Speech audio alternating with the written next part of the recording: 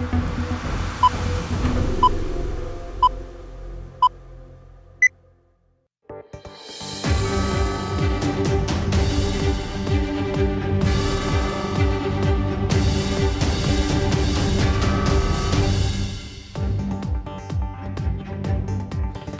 به برنامه اخبار آزادی خوش آمدید. من عبدالله اشرف هستم و در برنامه امروز پنجشنبه 25 ایول این موضوع ها را داریم.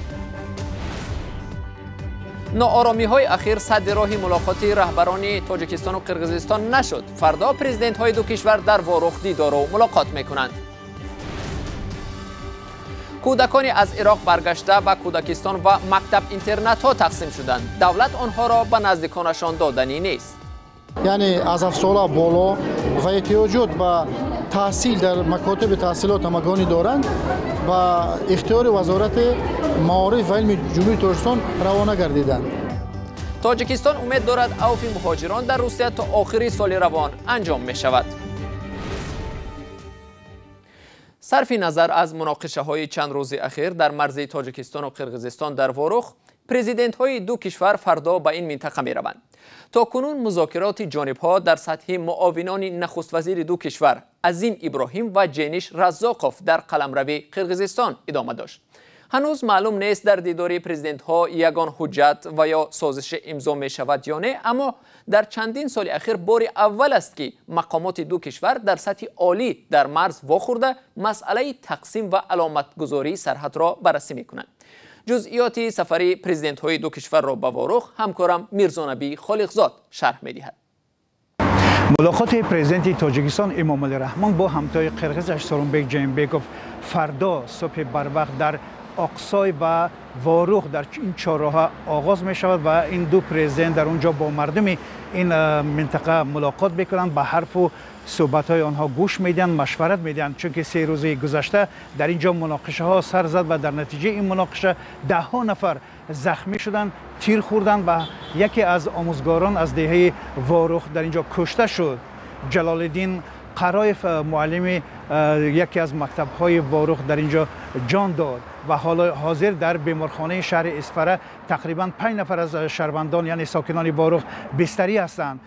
پس از این ملاقات و دیدار در واروخ و آقسای، پرزیدنت های هر دو کشور برمیگردند میآیند به مرکز شهر اسفره و در اینجا ملاقات رسمی آنها آغاز شده تا ساعت 3 روز جمعه ادامه خواهد کرد. در این ملاقات آنها به موضوعهای مهمی که خصوصا این مسئله که 3 روز در اینجا رخ داد و مردم هر دو طرف بیشتر نگران بودند این مسئله را بررسی میکنند و مسئله دیگری که پرزیدنت های هر دو کشور بررسی خواهند کرد مسئله مرز در تشخیص و علامت گذاری مرز هر دو کشور است، خصوصا در مسئله قطعه های بحثی که طی چند سال اخیر این ادامه دارد و کمیسیون بین دولتی برای حل آنها عاجزی کشیده ایستاده است.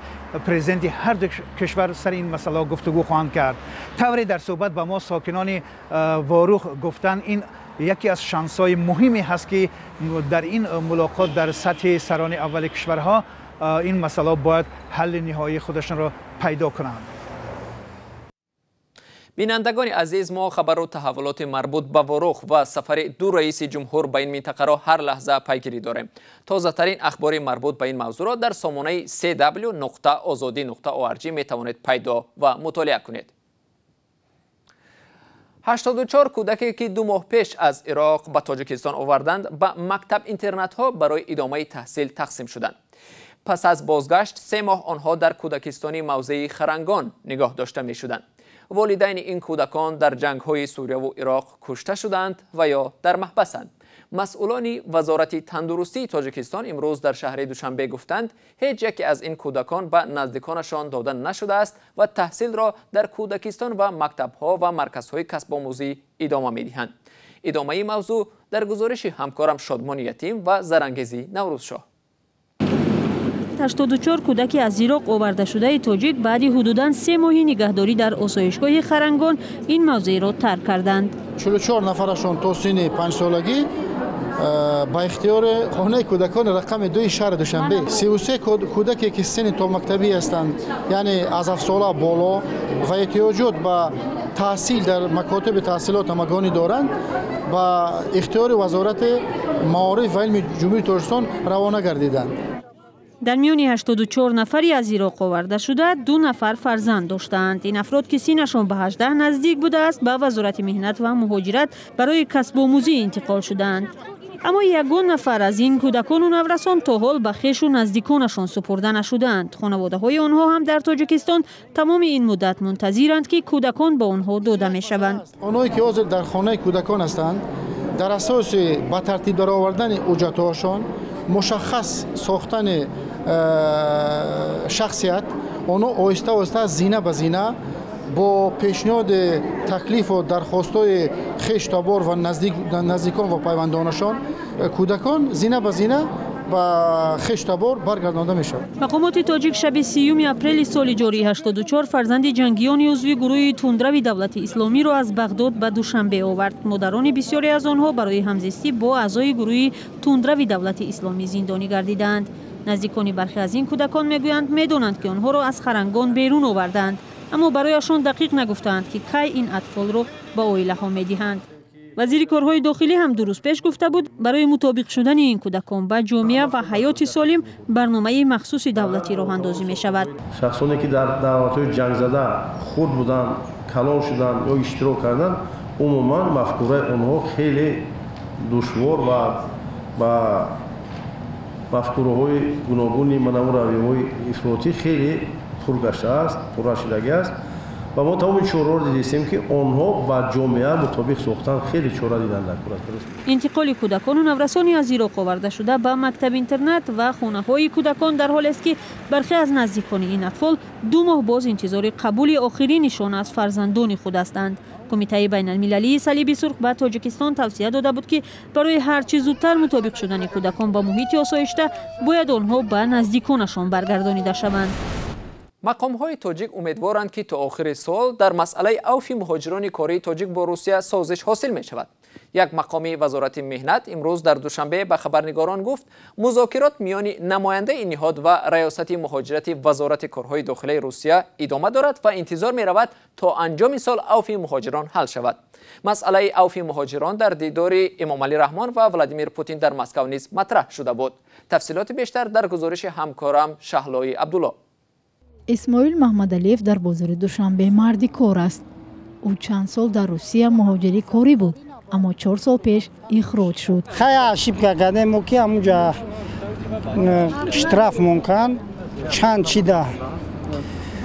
جای در رفتیم شما مناقشه قبول نکردن چی اونجا نمیفهمیش دیگه چی گپه. میگوید در مهاجرت ماهانه بیش از 40,000 روبل روسی یعنی بیش از 6,000 سومانی معاش میگرفت، اما در تاجیکستان ماه نزدیک به 1000 سومانی کار میکند.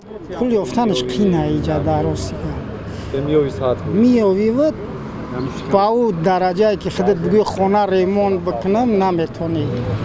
اسماعیل یکی از 250,000 مهاجر از روسیه رانده شده است که هر ساعت و هر روز انتظار عفو هستند. عفوی که مقامات 2 کشور با آنها وعده دادند. مقامات وزارت مهنت، مهاجرت و شغل اهالی میگویند امیدوارند که تا آخر سال جاری مسئله عفو مهاجران تاجیک با روسیه حل می شود.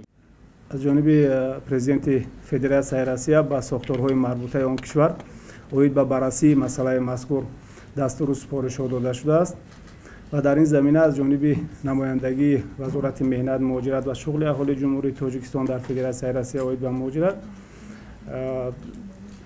بررسی این مسئله با سرریاست وزارت کارهای داخلی فدراسیون روسیه اوید به مهاجرت ادامه دارد و باید تذکر داد که این مسئله مورد بررسی است و ما امیدوار هستیم که از جانب فدراسیون روسیه این مسئله شاید تا آخر سال حل خود را یابد. دوام 1 سال اخیر شمار مهاجرانی که راهشان به روسیه بسته شد 50,000 دیگر افزود. مهاجران کاری تاجیک اساساً با 2 دلیل مشکل حجت و نقض قاعده‌های بود و باش از روسیه اخراج می‌شوند. فیض‌الدین علیف یکی از آنها است که با دلیل مشکل در حجت‌هایش از روسیه اخراج شده است. Документ создал тогда, برای دکمنت. کدام شهر دپورتاژ؟ مسکو خودش. قبل دیپارتاسیون می‌کردن. ضمن یک نشست مقامات شهر دادند که کیها می‌توانند امیدواری عفو باشند. مثل عفو قبلی عفو پیشینه فقط اون حقوق ویرانکنی هایی رو در بر میگیرد که یعنی وابسته به ماده های معین است یعنی قانونگذاری فدراسیون است. مسئله عفوی نوی مهاجران تاجیکی روشن با روسیه بسته است. نخست در جریان سفر پرزیدنت امامعلی رحمان به روسیه در ماه اپریل صدا داد. رئیس جمهوری تاجیکستان در این سفرش از مقامات روسیه خواست که بار دیگر مهاجران اخراج شده تاجیک را عفو کنند. سالانه از تاجیکستان به روسیه بیش از 1 میلیون نفر برای کار می روند. وزیر معارف تاجیکستان پیشنهاد کرد که کارخانه مخصوص برای استحصال پایافزال برای خوانندگان مکتب مشغول شود. اما کارشناسان و والدان در تاجیکستان به ساختمان کارخانه پایافزال مشغول شدن وزارت معارف را نادرست می‌شمارند. چرا؟ گزارش تلویزیونی نسل شفریم را در این باره طاهری سفر تقدیم می‌کند. معلوم نیست که آیا در مؤسسه‌های تعلیمی تاجیکستان پایافزال یگانه مکتبی جاری می شود یا نه. از یک سو وزیر معارف میگوید استحصال پایافزال را در نزد یکی از دانشگاه‌ها تنها به خاطر آماده کردن متخصصان و پایه گذاشتن برای رشد این ساحه به راه میمانند. گفته می شود کسی خوانندگان مکتب را برای خریدن پایافزال استحصالی وطنی مجبور نمی کند. از جانب دیگر گپ سری بازار کلان می رود. نوریدین سعید وزیر معارف حساب کرد که در یک سال برای خوانندگان 6 میلیون جفت پایافزال ضرور است. سال 2014 در تاجیکستان لباس یگانه مکتبی جاری شد. ماموریت مکتب ها که همگی تابع وزارت معارف هستند از والدان خواستند لباس ها را تنها از استحصال کنندگان معین وطنی بخرند. عین چنین حالت می تواند با پایافزال هم صورت بگیرد. استحصال میکند استانداردهای جهانی استانداردهای داخلی کتی که پورا با پای کودک با حال کودک موافق باشد. هیچ خیلی ما معین نکرده ایم که پوستش ای کجا باشد و رنگش چی باشد و دیگر معین ما نکرده ایم. سر این مثلا ما کار هم نکرده ایم هنوز. استحصال کننده وطنی را دستگیری کردن ممکن است میگویند کارشناسان، اما نرخ پایافزال وطنی با نظرداشتی آن که واردات زیاد از چین و روسیه و ترکیه چند خواهد بود. آیا تولید کنندگان وطنی بدون حمایت بازار داخلی می توانند با مالهای خارجی رقابت کنند؟ در حالی که اهالی نه چندان دارای تاجیکستان در اکثر حالت میکوشند محصولات را بخرند که ارزان تر است. کارشناسان میگویند در این جاده باید تحقیقات های عمیق گذرانده شود و به این کار باید متخصصان وزارت صنعت مشغول شوند، نه هوسکاران از وزارت معارف.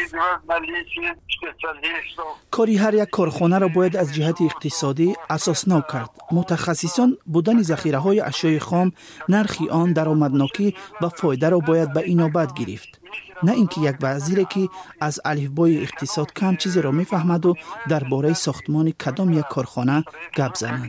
ساکنان تاجیکستان هم جانبدار استحصال کننده وطنی هستند، اما نمیخواهند آنها را برای خرید پایافزال از کارخانه مشخص مجبور کنند. اول تجهیزات می‌آورند و البته خرج آن را به بالای نرخ پایافزال ضم می‌کنند. این گران می شود و برای ما سودآور نیست. بهتر است مالهای چین را خریم که نرخش به ما دسترس است. البته پایافزال یگانه خوب است، اما مجبور کردن آدمان که از فلان نقطه پایافزال خرید کاری درست نیست به فکر من. اینجا منفعت کدام آدمانی الهیده است. کپیتالیسم است دیگر. در هر حالت نوریدین قیوموف میگوید برای ماندن استحصال پایافزال کاری سهل نیست و این کار سالها طلب میکند. با وزارت معارف از بودجه برای این کار کسی مبلغ نمیدهد، یعنی باید سرمایه گذاری یافت. این تشبوسی که در وزارت معارف به وجود آمده است به گفته قیوموف احتمال در وزارت صنعت خاتمه مییابد. یک صدمه نقلیاتی در استرالیا جنایت را آشکار کرد که میتوانست باعث معتادی و مرگ صدها نفر دیگر شود. حادثه از برخوردن ماشین یک راننده عادی به ماشین کارمند پلیس آغاز یافت. اما کارمندان پلیس را نه خودی صدمه بلکه موادی که از داخل ماشین پیدا شد به حیرت انداخت. مومن احمدی تفصیلات حادثه را میگوید. در شهر سیدنی استرالیا صدمه با ماشین پلیس باعث شد که 270 کیلوگرم مواد مخدر صنعی امفتامین مصادره شود. راننده‌ای که در ماشینش قوطی‌های امفتامین را انتقال می‌داد با ماشین‌های پلیس برخورده از جای حادثه فرار کرد. پلیس به زودی موفق شد که راننده 28 ساله را دستگیر نماید و در جریان کافتوکاو ماشین غیر منتظره مواد مخدر صنعی یا خود امفتامین را پیدا و مصادره کند. در این تصادف کسی جراحت نبرداشت ولی چند ماشین های پلیس زیان جدی دیده است. فرد متهم برای قاچاق مواد مخدر و رانندگی به مسئولیتش جوابگوی خواهد بود. و اخبار از این بیشتر بیننده ارجمند در سامانه آزادی و شبکه‌های اجتماعی فیسبوک، ادناکلاسنیکی، توییتر پیدا کنید. تا برنامه‌های بعدی، خداحافظ.